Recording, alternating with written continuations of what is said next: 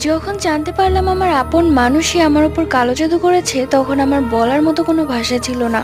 সালটা ছিল 2018। আমার একটা বেস্ট ফ্রেন্ড নামক কাল সাপ ছিল। ছিল বলছি, এখন আর নেই। তার নাম নায়না। আমি তাকে কখনোই বেস্ট ফ্রেন্ড ভাবতাম না, নিজের আপন বোনের থেকেও বেশি ভাবতাম। কিন্তু সে যে আমার বুকে এভাবে ছুরি বসাবে কখনোই ভাবতে পারিনি। অনেকদিন যাবৎ একটা ছেলে আমাকে পছন্দ করত। অবশেষে ছেলেটা আমাকে প্রপোজ করে। আমিও আর ছেলেটাকে না করলাম না, কেননা আমিও ছেলেটাকে পছন্দ করতাম। তো যাই হোক, আমরা রিলেশনশিপে যাই।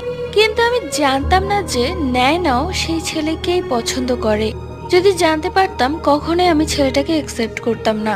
আমাদের এই রিলেশনশিপ দেখে ডায়না ভেতরে ভেতরে জ্বলতে থাকে। ও যেন হিংসায় শেষ হয়ে যাচ্ছে।